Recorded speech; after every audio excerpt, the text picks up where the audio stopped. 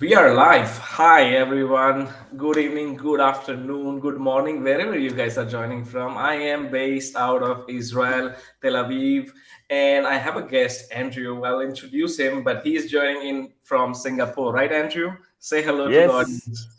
Hello, everybody, and good morning, good afternoon, good evening to wherever you are signing in from. I'm from Singapore, and it's 12 midnight, so I Oh, guess wow. I'm still awake. And Patrick, what time is So, it for you? for me, it's like 6 p.m., but much appreciate Andrew like doing that webinar at 12 your time. It's incredible. Shows so much of your commitment towards business and helping people with all of the questions that we're going to discuss today. So moving forward, before I introduce Andrew, I would love to know where you guys are joining from. Put down in the comments below. We'd love to learn more about where are you guys joining from and what you do. If you have any questions that you would like to discuss, so feel free. Okay. So let me introduce the legend himself, Andrew. Andrew is based out of Singapore, as he mentioned already. He's a senior consultant and founder of Drawmetrics. There was one more person who was about to join us today, Craig Garcia, but unfortunately, for due to some personal reasons, he was not able to make it. But not to worry, we will have him in our future LinkedIn lives. So stay tuned for that. So moving on, Andrew, tell us a bit more about your journey. Why Drawmetrics? How do you reach here? We would love to know your backstory. Inspire us. Right. Well, it's a very long story, but I'll try and cut it short. It Mm, actually took We love we love long versions. I'm not a big fan of long story. No It worries, is no worries. actually well, on my LinkedIn I say it's 20 years in the making, but in reality it was more than 20 years. It was really my upbringing. It was a series of events of how I grew up, Mm-hmm. and primarily because I was the youngest of six, and I needed to fend for myself. And at a young age where I grew up poor, I was really just walking the streets, Mm-hmm. learning from people, and also trying to make my own living. And in doing that, I had to work with others, talk, correspond, of course, protect myself. So, growing up in the 60s in Singapore, it was still very poor. That became the foundation of how I started to learn more about assessing people, right? So that's the Mm-hmm. background. And with every job that I did, I always moved um, from from one thing to something totally new. Mm-hmm. So if you looked at my resume, if you will, on LinkedIn, I never did the same job in the same industry twice. So I always move Interesting. from one industry and then go on to something totally different. So I had about 10 years of corporate experience working in Fortune 50 companies at that time. Wow. They're relatively less well known now today, but they're still very important companies like Roche, which is a Swiss pharmaceutical, one of the largest. They call them the Mhm. sleeping giant. Wow. American International Group, which at its prime was really in the investment and insurance business, and Absolutely. Honeywell, which is a industrial and aerospace automation company. And after 10 years of working in corporate, I said, hey, I want to. There was a time when I was laying people off because of downsizing, Mm-hmm. and I figured I'll be next on the chopping block because I was getting fat in terms of my compensation with the company. I decided to quit after September 11. I saw an opportunity in the aviation industry to do outsourcing, remote Mm-hmm. hiring of people, right? Mm-hmm. So that was 2001, and by 2002 I already left the company. I had a fascination with the aviation industry, and I got into remote hiring of frontline customer service with hotels, Wow. retail, F&B, aviation. So that became my first business. And one of the things that we needed to do was to really assess people, Mm-hmm. And of course, in the early days, it was frontline customer service. So we went to learn all the available tools in the market, all the psychometrics in the market, but nothing was really satisfying. By sheer chance, we met a professor of psychiatry who Mm-hmm. uses drawings to assess people, and we Mm-hmm. learned from him and decided to build on that, and that became what it is today, Draw Metrics. It was manual in the early days. 20 years ago, we were using pieces of paper and drawings, but now we built a software over the last 1 year, and that became a AI version of it. Yeah. So that's my journey. I hope it's not too long and didn't bore everybody. It's inspiring. You wore multiple hats, and that's, that also brings a lot of experience from different industries. So it's quite interesting to learn more about your personal level. Although, like, I would love to connect with you and dig more deeper on personal level. It's quite fascinating. Thanks for sharing that, Andrew. Pratik, Moving on.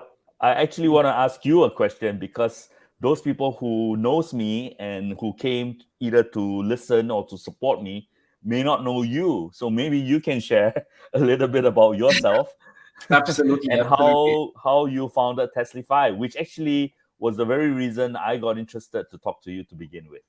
Thank you, Yeah. Andrew. Definitely.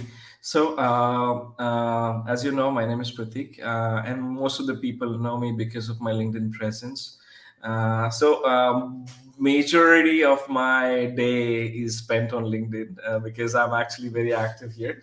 But apart from that, I'm also, like, founder at Webzoli, Testlify, and Insidia. Again, three brands. Majority of my focus in last 5 years has been into outsourcing and helping companies outsource tech or remote talent, basically in any domain. If you're hiring, doesn't matter if it's in India, Philippines, Bangladesh, or Ukraine, or anywhere else in the world, which is like creating win-win situation for both companies and talent. So basically connecting those dots, this has been my mission. But the challenging part of building this business is hiring like great talent, top 5% of the talent. How do you assess those talent? How do you know that they're great talent? So Well, because my some of my clients want the top 1%. They don't want the top five. exactly. So okay, it's top 1% of talent is, again, like, finding that is super challenging, right? Yeah. uh, the biggest pain point that I was facing, and I'm customer obsessed, right?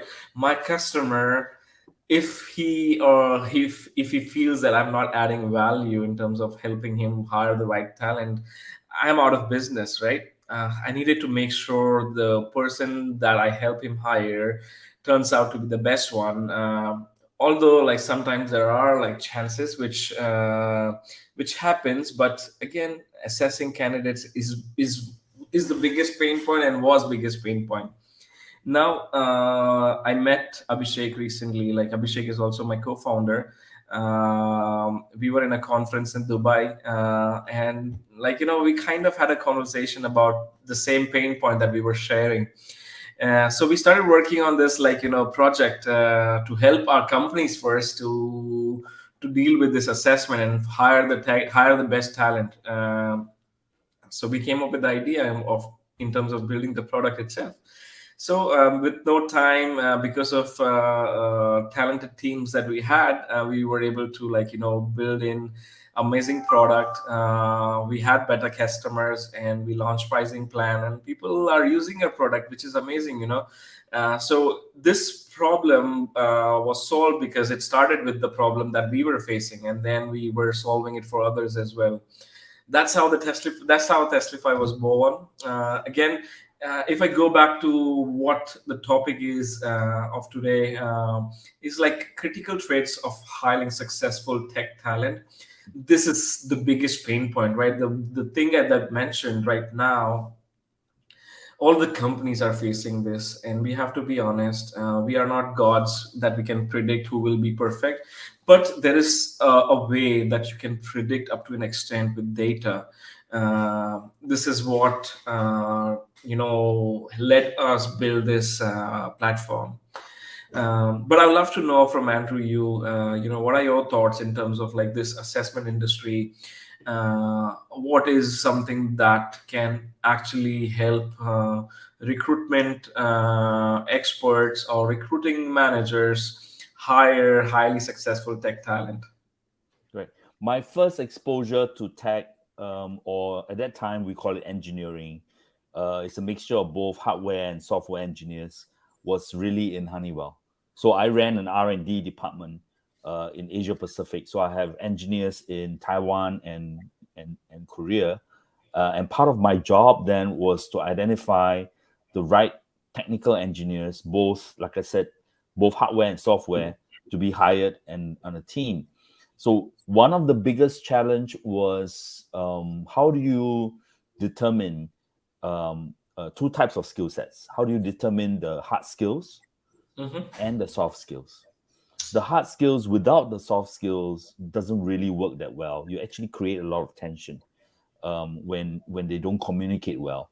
Um, Vice versa, right? If you have all the good soft skills, then you have a very good salesperson, maybe, but you don't have a good engineer, then Yeah. products fail too. So it is this fine balance that I learned many years ago while being the leader of R&D department, to then try to understand what is it that we really want, what should be the traits that we want to look for. One Mm-hmm. of the biggest challenge of uh, hiring anybody, not just tech, but tech specifically, since that's the topic, it's how do you consistently measure on a benchmark the Mm-hmm. qualities and capabilities and the aptitude of the engineers that you want to hire? How do you consistently do that, right? Yeah. Um, if if it's left unchecked, Yeah. one would go in with reading the resume, deciding and look for very keywords that they have the right software skills, um, or hardware skills, but Mm-hmm. very quickly form an impression based on what they think the candidate know. Now, Yeah. it always takes a technical person to interview a technical person, right? So that is a given. However, there is this diversity that is so critical in engineering. Mm-hmm. If you were asking the same questions and getting the same answers from the same engineer, you're basically hiring the same people, right? Yeah. And that may or may not solve the engineering challenge, because that changes, software changes, feature changes, Mm-hmm. languages changes, right? So I actually, while our other speaker today that he couldn't make it for personal reasons, I actually had some time exchanging good views, which I would love to share as we go along. But yeah, Yeah, absolutely. You it can is go ahead now absolutely. if you want. You can share what you have. Well, so one of the challenge in tech hire is consistency. How do you Mm-hmm. consistently evaluate them across the board, right? Mm-hmm. And what are unique traits or values that you should be looking for? Now, Yeah. for me, I had the experience of hiring in my early days, and also the last couple of years, hiring the wrong tech guy, software guys. And let me explain. Yeah. If you are looking for a software engineer, you want them to be able to think really deep about a problem that they're going to solve. Yeah. But you also don't want them to stay in that depth for a long time. Mm-hmm. Meaning, all their concern is they see problems that they may or may not be able to solve today. So one of the key traits of hiring a tech talent is he resourceful, right? Yeah. I know of people, and my sister himself is a software engineer. I know of people who ace the interview, but when they actually do the job, they can't seem to ace the job, the function, because they only know how to program it in a certain way. The logic is only on a certain standards. They're unable to go look for alternatives to be able to then determine if what they are solving is the best way at the most cost-effective manner. There is always this balance about money, Mm-hmm. resources, and time needed to complete a project. So, so if I interview a candidate and I find that he or she has a tendency to be what I call circular argument, as in they Mm-hmm. go really deep into a problem, but they can't seem to be able to find their way out. So the way they have the thought process actually prohibit them from thinking out of the box in terms of solving a coding issue, a Yeah. coding challenge. So one of the traits is the ability to not to be able to think out of the box and be resourceful. I don't know whether you have that same experience. Maybe you can share as well. No, absolutely. Like, one of the critical issues with tech talent specifically, uh, uh, hard skills are easy to measure, I would say, if you have the right tools, okay, and you know what is something that you're expecting out of this role.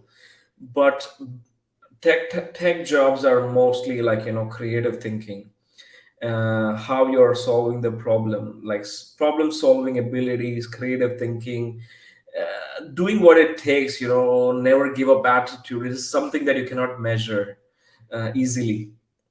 Right. Although people can say that they are good at it, but it doesn't like have to be the same when they are hired. So it's best to actually evaluate them on other criterias as well, like you mentioned. But I agree. I see a comment from my three. Fiona, Diana, hi everyone. Thank you for joining in. Much appreciate your time. We'll love to see more and more questions. We take one by one. So Maitri's question is your take on recent upcoming big tech layoffs and changes in recruitment. What is something you have to say here? Well, I have recently had some coffee sessions with people within the tech industry about the Mm-hmm. layoffs that from big tech, right? One Mm-hmm. of the question I would ask is there must be a reason why people are let go, right? So there are a few scenarios. One, Mm-hmm. um, they have gotten to a stage where their salaries no longer justify um, their capabilities, right? So Yeah, yeah. they've got good income, but it doesn't Mm-hmm. fit the model when the company needs to downsize, right? So they're not necessarily bad people. They're not Mm-hmm. necessarily. They're just too fat, if you will, right? In terms of the income. So there are companies that make that type of decisions Mm-hmm. and give people a golden handshake when they, a golden parachute, some say, when they reach a certain scale on the salary scale that is just too expensive, right? And that's one of the key drivers of tech layoffs that happen.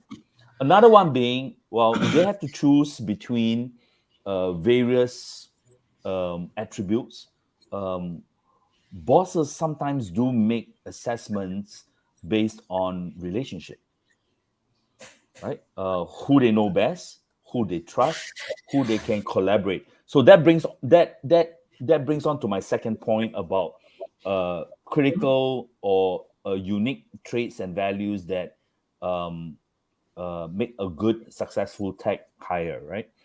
Yeah. Are they collaborative, right? I like to use the example of building a plane. For those of you who don't know, it takes about 3,000 engineers to build the Boeing 777. 3,000, Wow. right? Wow. 3,000 Incredible. engineers of all sorts, right? Uh, uh, from electrical engineering, mechanical, you name it, hardware, software, uh, uh, uh, what is the right word? The one that is dealing with material science, right? So you have all sorts of engineers coming together, aerodynamics, aerospace engineering, in all aspect, trying to make the entire plane work together. What do you think is the biggest challenge of having 3,000 very high ego engineers within the same room. Everybody thinks they're right? Yeah. So it is actually a cultural challenge, not an engineering challenge, right? The same happens with NASA. I'm sure the same happens with Elon Musk's group, trying to build the rockets to take people out to space, right, or take payloads up to space. Mm-hmm. It is about ego. A lot of it is pride. Most engineers, good ones, know they're good, right? Mm-hmm. And then they have to debate or well, I like to use the word collaborate. They have to collaborate with somebody else who have maybe a different point of view, went through a slightly different curriculum in their studies, have a different opinion about what and how problems should be solved. So one Yeah. of the key trait is collaborative. Now it's easy to say collaborative, but how do you know somebody is collaborative, right? I mean, when we all talk about this term, need to be collaborative. Now there are personalities and values that actually clashes with being collaborative, and How would that's you measure that, like collaborative skill? Maybe something well, that is. we look at two things. One is, are they stubborn enough? Right now, there are varying. We all have varying degree of stubbornness. I can be stubborn. You can be stubborn, right? We all have varying degree of stubborn. So the Yeah. good thing about being stubborn is perseverance, right? Because you need somebody who believes in what they're doing. So for an engineer to really believe that the code that he writes is the best, the platform he uses, the language, and all of that coming together, the application, he has to be very focused and be persevering in that regard to say, hey, this is the best way to get the job done. Mm-hmm. So, but there's a fine line. That fine line is, at what point does the stubbornness becomes a hindrance, right? Mm. And that's where the collaborative or the collaboration stop. So how do you measure stubbornness, right? Well, Mm-hmm. in we use geometrics, but so we can tell you some degree of stubbornness. I won't be able to go into detail how that's measured, but when we see a trait like extreme stubbornness, this becomes very difficult for people to work with. So for our audience, right, think about the time where you had to convince one of your parents and your parents is really stubborn about it. Just think about that episode where you said, oh, or you're one of your siblings, right? Or one of your friends, and you have a different opinion with them, and they just wouldn't accept it, right? That is kind of like how working in a tech team is going to feel like. They all have their different opinions. And if they're not collaborative, and stubbornness is really one of the key drivers that prevents a good collaboration in solving a problem, because not one engineer can make the whole thing work, right? I gave the example of 3,000 to build a plane. I think in most of the big tech companies, they are in tens of thousands, right? And even for a small startup, they are in the tens or if not in the hundreds. So stubbornness is one aspect. The other trait is, are they open-minded? Mm-hmm.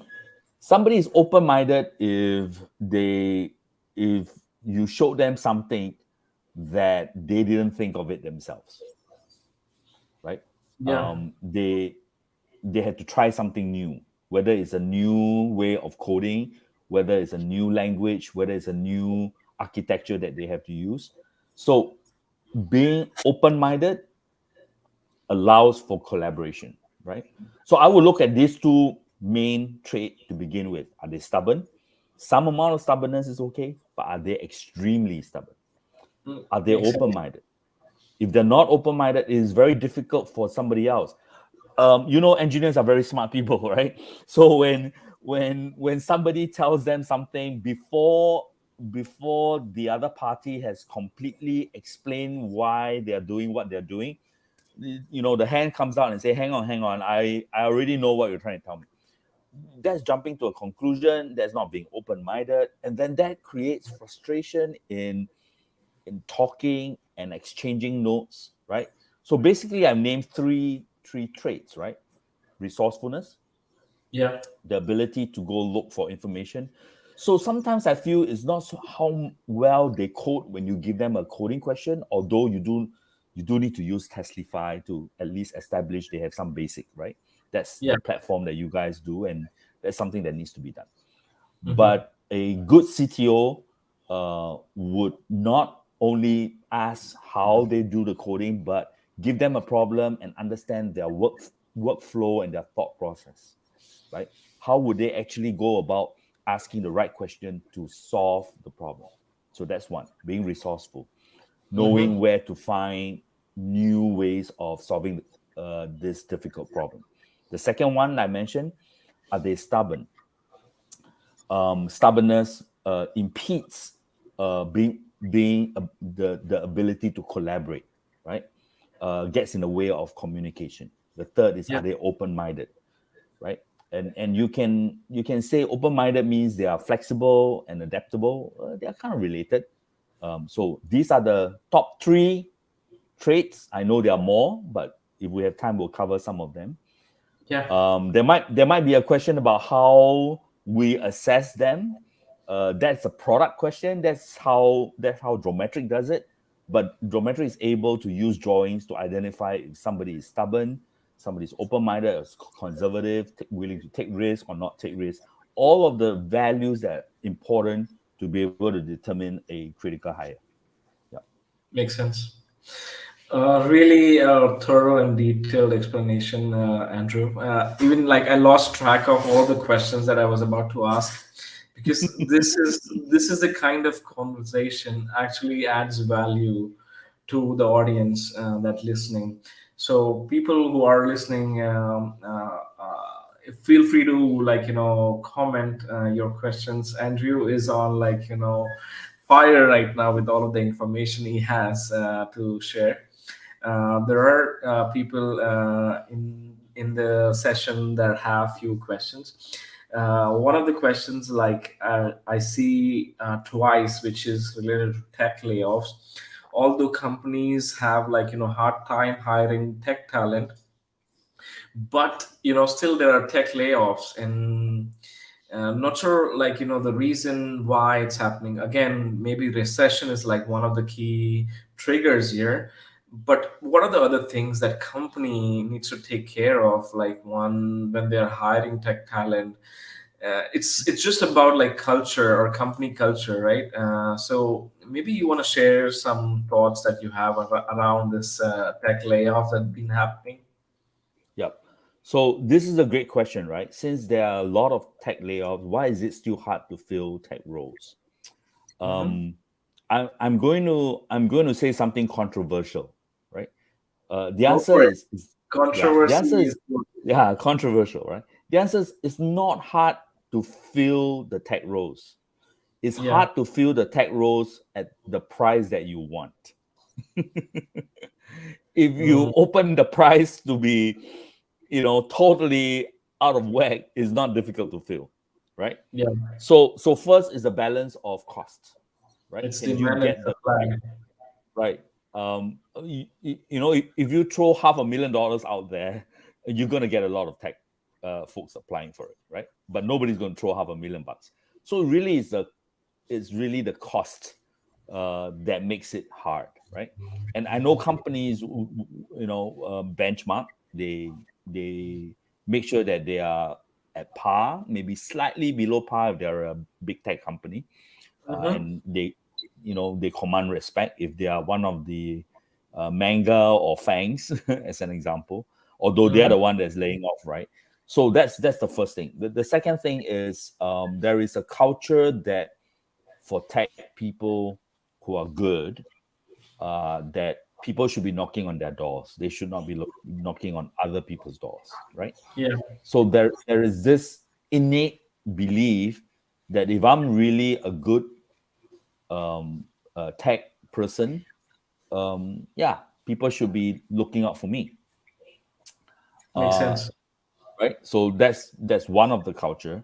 The other thing is the way technology, or should I say the way recruitment is done today, has completely changed from the after COVID. Totally, is totally different what it is today than before COVID. One, tech people wants to work remotely. Mm-hmm. They may or may not want to go to the office to sit down behind a desk and write programs. Companies, Freedom. Freedom is required. yeah, freedom, Absolutely. commute is a high cost, right? Yeah. Inflation for commute is creeping up.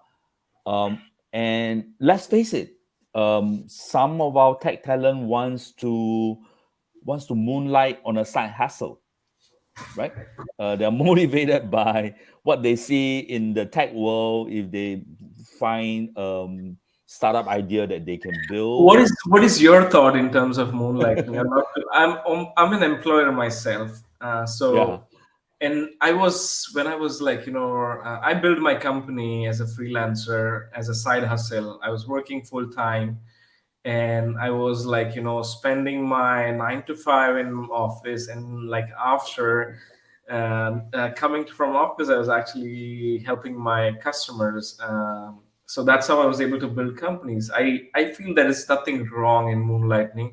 You should be proud that you have somebody who's entrepreneurial mindset in your team dedicating those hours. What are your thoughts here?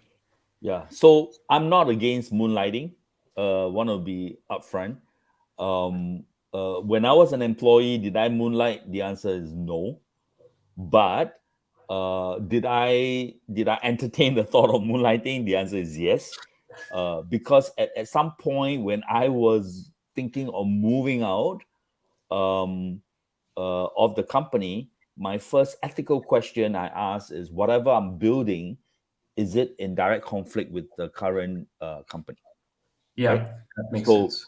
so that was the first ethical. I have to be able to get past the first ethics, right? Yeah, yeah, um One. The other thing is, I can work from 9 to 6, but after office hours on weekends, can I build my own side hustle? Yeah, absolutely, right? yeah. Now, what I'm against in terms of moonlighting is, while they're doing same projects for two different companies, That is right? that is something unacceptable. You cannot work with competitors. Right, This is not just like against company policy. It's against professional ethics that you have in your right, whatever things you do.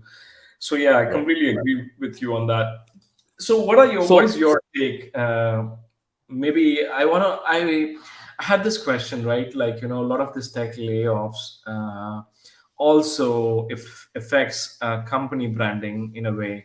So I see like Microsoft or like Apple or Twitter, Facebook are in news because of this tech layoffs. How does this affect their personal company brand? Maybe what's your take here? well, I think, um, just barely few years ago, the big tech seems untouchables, right? Yeah. They were on a rise in terms of share prices. Mm-hmm. They were There was a gluttony of hiring, right? Mm-hmm. They expanded really fast, and they were putting money into new and adventurous technology that we won't know whether it pays off, right? So that created the fat, if you will, in Mm-hmm. terms of the total number of headcounts, right? So they overscale. The other thing was, when the stock market took a beating, part of the liquidity became affected, right? And COVID accelerated this whole thing, right? So my take on the big tech's layoffs, is it inevitable? I think the answer is yes. Does it really affect their brand name? I think to some extent, the ones that were really affected, pretty major. Twitter Yeah. would be one of the big. What I think, maybe my personal opinion, I Yeah, think what I've seen, it was badly managed process. and Yeah. that's seriously impacted brands reputation in negative ways. Like if you see, all the digital world is now connected, there's nothing to hide, and like whatever happens, you are in news, right? And when Right. employees are badly treated and show no empathy, they will tell people, and often they will share it on social media. Right. So underestimating like how important the company culture, this might not affect you right now, but I think the trust level will be impacted moving forward. And no matter Is like if you are willing to pay like $500,000 for a tech talent, they will still feel and give you second priority when it comes to like working with you. That's my personal opinion. What is your yeah. thought here? Well, I think what makes it worse is when the leader of the company gets laid off, they get millions in options or shares and compensation, right? And then the people at the middle or at the entry level gets months of severance, right? So, and that information is made public. That doesn't help people feel comfortable. There was this conversation that I had with a friend that says, "Hey, you know what? If you want to get fired in the US because they pay well when they fire you. But anywhere else outside of the US, even for the same US company, didn't get paid that well, right? I mean, Yeah, there is, it's when you fire in India, you don't get paid, I guess. That's what I yeah, don't know. yeah. So There's no you know strong that HR policies in place, I would say. yeah. But So that's in a Israel or lack in of US or anywhere in the West, yeah. it's So that's a tough. lack of consistency in terms of policy, right? Yeah. The same people, different country, treated differently based on whatever the local employment laws are, right? Now, Yeah. the other thing is, will it recover? I think the answer is yes. Will it take some time for people to kind of forget, right? I mean, people eventually forget or forgive those companies for doing the initial layoff if the outcome becomes better, right? So if Twitter becomes much more profitable and started to expand again, and then maybe they hire back some of those that they have laid off if they're willing to come back, and Mhm. the culture improves, if you will, yeah, people will probably accept it. And at some point, people just forget about what happened, right? But I always feel that the a company's culture is the culture of the leader, and the culture of the leader drives how people will view what is it like to work for that leader, right? There are a lot of leaders out there that are very, very good in communicating disappointing news, right? Yeah. And they are the first one that take the hit, right? I know a few of them. I'm not going to say names, but that they believe when times are hard, leaders show that they set an example, right? And so everybody else understand what the type of culture and the type of examples that leaders have shown, right? So yeah, so coming back to your question, does it impact them? I think yes. Does it impact the people who are laid off? Absolutely. I think it's a painful period. They probably need to reflect. In fact, one of my proposed next LinkedIn Live is how not to get fired, right? That may be a topic because I work in HR for about 20 over years, and I did talent acquisition and advise companies on how they should be managing culture and talent retention. One of the key thing is what values other than the job and get paid for it. What values are you bringing to the organization? Yeah. What as a tech talent are you bringing that money cannot buy? Are you developing other tech talents? Are you encouraging? Are you a motivating force, or are you just a single contributor? Sometimes the single contributor is Mhm. the one that is not leading the team. That's the one that get get let go because they are a single individual contributor, right? They're not bringing other value to the organization that the company says, hey, yeah, I can find three, for the same salary, I can find three other people to do the job. So those are also values of individual that they need to reflect on. I'm not saying that all those who are laid off are like this. Some are just unfortunate in terms of a misfit. But there are certainly those that it might be a wake up call. Maybe being laid off at a time where it's difficult, uh, Mhm. is difficult. Um, is Being laid off is no different than you quit your job without another job. To me, Makes it's the sense. same thing, right? So I had an experience where I quit my job and I didn't have another job, and I was in transition and in between jobs. That's kind Mhm. of like the similar net result. Maybe the feeling is not the same, but the similar net result of, hey, what went wrong? What could I have done better? How can I make this transition less painful for myself? And it's all about attitude and values, right? So Yeah. one of the need, um, and importance of soft skills, uh, it, for tech talent, is to understand, are they lacking in some areas of their skills? Not necessarily the hard skills. I think they have it. Not necessarily the technical skills. I think they have it. Do they lack the soft skills? Do they lack the collaborative nature to work with other people? Do they have big egos that needs to be tamed? Can Are they close-minded to other people's suggestion? Is it a pain to work with them? Do the colleague feel it's so tiring talking to them about new ideas and new ways of solving it? I've seen I've seen tech teams where the leader is the one that everybody has an issue with. They said, whenever we bring a solution or how we want to code this program, it gets shot down by the leader, right? And that's the human side. That's the soft skill side.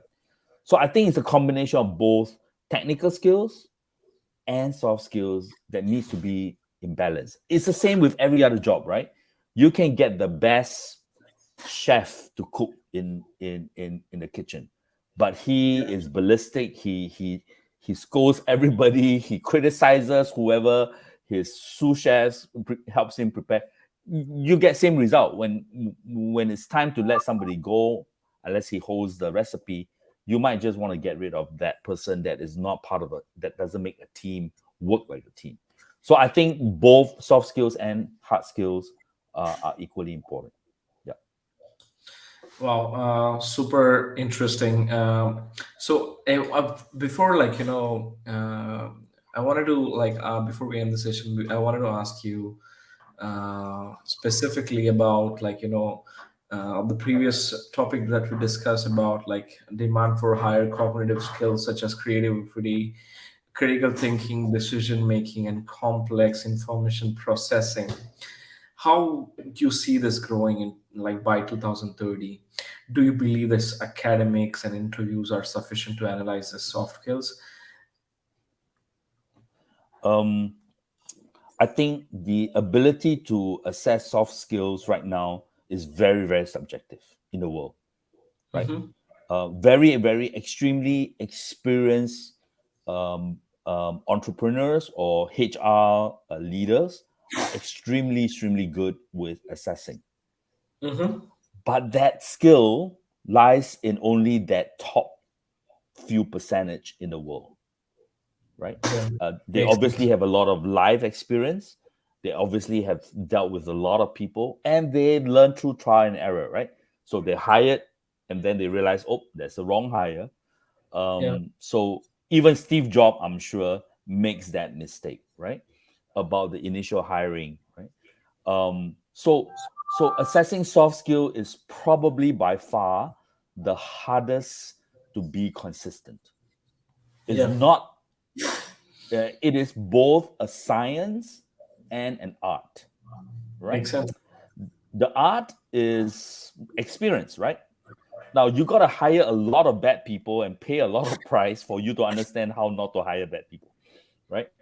Oh my God. You also have to hire good people to know, oh, these are the right folks, right? But Yeah. now just think about this skill only with the top few people. So I have no question that Elon Musk, Jeff Bezos, when he was CEO of Amazon, would have been totally astute at interviewing and hiring people. No questions, right? Those Hmm. guys are gurus. We certainly. But how many interviews can they do beyond the immediate direct support? They can't do global interviews, right? No, they How many of can't. our headhunters that we know in the market are really, really good at assessing people? Quite a lot, correct? Yeah. But they will also tell you there's a 50-50% chance. I have a friend who has been in talent acquisition for 30 years. And when I ask him how good does he think that his ability to assess, he say 5-0. That means every two he might get one wrong. And he's totally honest about it. He's like, yeah, it's a flip of a coin because the time taken is very short, right? I mean, how many of us have friends after a few years we said, wow, I really didn't know he was like that. But they're friends for a long time, right? Or marriages that fail. I mean, if 50% of marriages fail, that tells you, yeah, that's about right, right? 50% is the error rate. That's actually a very good rate already in the world, right? I Wow. think Google calls it a flip of a coin. Amazon says it could be as low as 20, if I'm not wrong. Don't quote me on this. But what I'm trying to say is the percentages of assessing soft skills is really, really difficult to be Wow. consistent, right? And that was So the motivation why we built Drawmetrics, because we wanted a consistent tool. In my previous business, maybe if uh, I can take you towards draw metrics yeah, for a second, I want to understand, like, draw metrics. How does like it helps companies assess the soft skill part? Maybe you can just shed some light, bit more in detail about the platform. I think there are a lot of people who are like having these challenges. All the HR recruiters listening here, they are like, some of them are using Testlify and some of might not. So Testlify does have the ability to test soft skills, but draw metrics take this to the next level, and they are like kind of expertly focused on that specific area. So maybe shed some light here, Andrew. okay. I'm going to try to keep this very simple. Yeah. Uh, there are soft skills is a very wide space, right? So geometry doesn't cover all the soft skills, but it does cover what we collectively call the values or the attitude of the individual. Okay. Now, the science is not new; it's almost 100 years old. There's a Swiss psychiatrist called Hermann Rorschach. Um, well, I don't know whether I can, but if you type psychologists use drawings to assess individual, that test might come up, right? So Hmm. basically, what is an in block test that asks people to take a look at it and visualize in their mind what it means, and from there they assess characteristics, personality, emotional behaviors, and so on. So this science is very well documented. We didn't create the science; we just borrowed the science, right? So Drawmetrics uses drawings of 10 symbols, and these 10 symbols are related to many aspects of the individual's life: the personal, professional, Hmm. money, relationships, their decision making, their values, their beliefs, and of course, their personality. One of them is certainly personality, right? Their Yeah. attitude towards morality, whether they're ethical or not ethical, how they see the future, where there are potential blind spots and development areas. So by drawing, we cannot trick our subconscious mind. When we take a look at a symbol and we make it into a complete, meaningful diagram, everything that's in our subconscious mind about who we are comes out, right? Yeah. So it sounds Yeah. scary, but actually it's not a bad thing, right? And I'm actually very excited to see the demo. It's very interesting for me because I love this space. And when I say like assessing candidates on their soft skill levels, and already making excited. So Andrew, maybe what you can do is send me like some document that can explain this, or maybe I would love to take a demo of your platform. well, one That of the things we were hoping is to work with Testlify because you guys have the complete suite of tests. I think how many? 300 or more 260 plus by date. by date. Uh, So I'm not that far off. So 260 tests. The good news for us is you don't have geometrics. And then the so other we better will news. definitely Yeah. consider you having as a partner. We really love in terms of helping our customers and users in terms of better and better assessment abilities. And if Drawmetric is able to solve this, why not? Like, we can grow Yeah. together. It's not something that we can do this Sure. alone. We need your Well, help. yeah, I just want to share with you. I had top IIT candidates that I was screening through that I was going to interview. Right. For those people in the audience, IIT is the institute, is the India Institute of Technology. Right. Is the Yeah, number I one number one. Yeah. computer science, engineering school in India. All right. Yeah. So I have top IIT candidates that I have resumes sitting in my inbox that I'm assessing. And one of the things I asked the candidates to do, and for our audience, um, you can't tell the technical skills. Use Testlify; they can help you identify how good they are, right? But if you Yeah. want to identify or assess the soft skills, then come talk to us. So I just recently, um, um, I right? I disqualified one of the top IIT candidates without looking at the resume. I know he's from IIT. And after the Drawmetrics, I said this person has a problem being collaborative with other people. Okay, Um, so it shows that he's rather stubborn at work. It shows that he doesn't like to be told what to do. He wants full autonomy on how he's gonna, and that is a disaster of engineering, right? I mean, if he doesn't like to be told what to do, he wants complete freedom. So stubborn, complete freedom. He is extremely focused on something. He's not going to let go. So might not be. So if he's caught in a problem, he won't be able to take himself out to see the bigger picture, right? So then he makes won't be able to solve that problem. And if he's stuck, so all of these factors came together, and actually, I I told the company that provided the resume that, hey, this guy's not going to work, right? Now then I looked at his resume, right? And then in his resume, it shows that it validated my point, right? He hasn't been employed for a while, but he's extremely intelligent. That's the soft skill part that we are able to identify. So why bring on somebody that causes friction and conflict with other people and the project still doesn't move?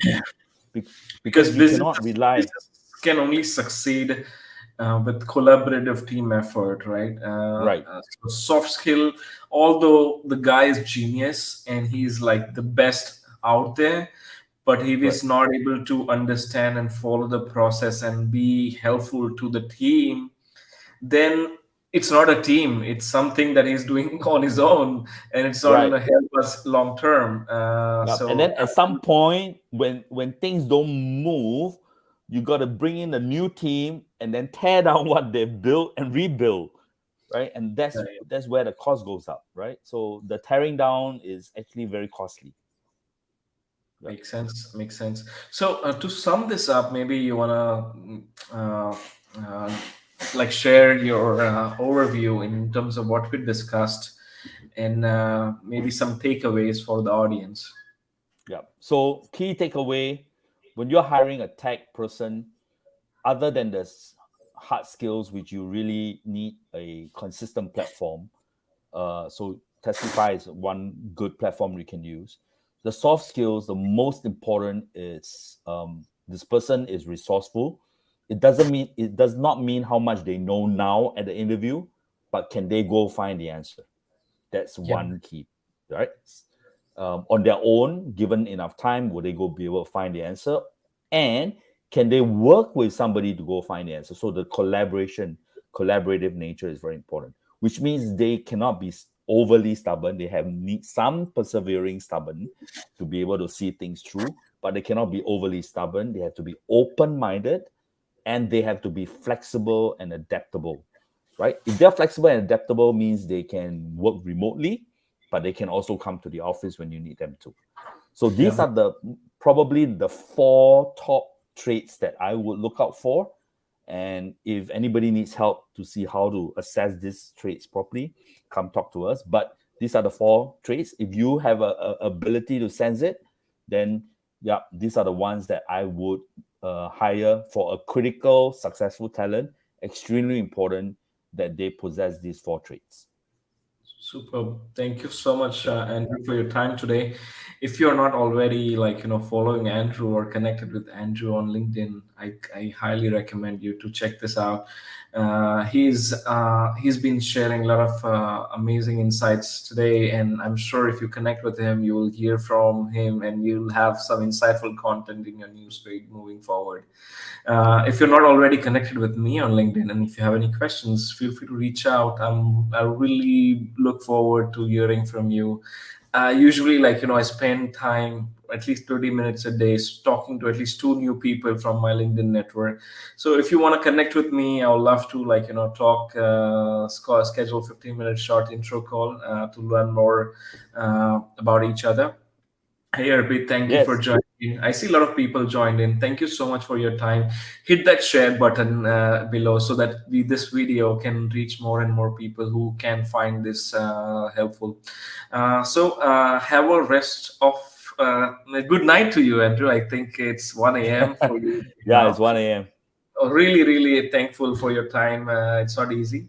And I really look forward to our one-on-one conversation next week. We should connect. Well, can I say something about Testlify before I go? Uh, when Yes, yes. when I was in the US 2 months ago, and I was in San Mateo with Sester, which is the largest B2B SaaS business startup and established players Mm-hmm, in San Mateo when they had a trade show. One of the mm-hmm. key thing that I noticed when I was there was G2, right? G2 is an independent platform that assess all SaaS related software. And guess Yeah. what? Testify came top performer for 2022. That tells you a lot about who Testify is, by the way. And that was one of the things I decided when I came back. Well, actually, when I was in the US, I already reached out to Testify and I spoke with Abhishek and then subsequently with you guys, right? So I was Thank, really honored and happy to be able to have this conversation and this LinkedIn Live with you, Pratik. Thank you so much. There are not many absolutely. people I know that has 200,000 willing to talk to me, 200,000 followers on LinkedIn willing to talk to me. No, I'm a nobody. you are everybody, and this insights you gave are something that I, as an hiring manager, understand very clearly and found it so insightful. These are the small things, but it can impact so much on your business. So absolutely, I'm obsessed with assessments. I'm obsessed with hiring. I'm obsessed with this HR tech space. So really amazing conversation, Andrew, and I would love to Thank visit you in you. Singapore, and we can have a lunch together or dinner together. Yeah, we will talk for hours. Thank Yeah. you, Andrew. Thank you, Bye. Pratik. Thank you, everybody who have listened in, and I hope this was of value to you. And reach out if you ever need help.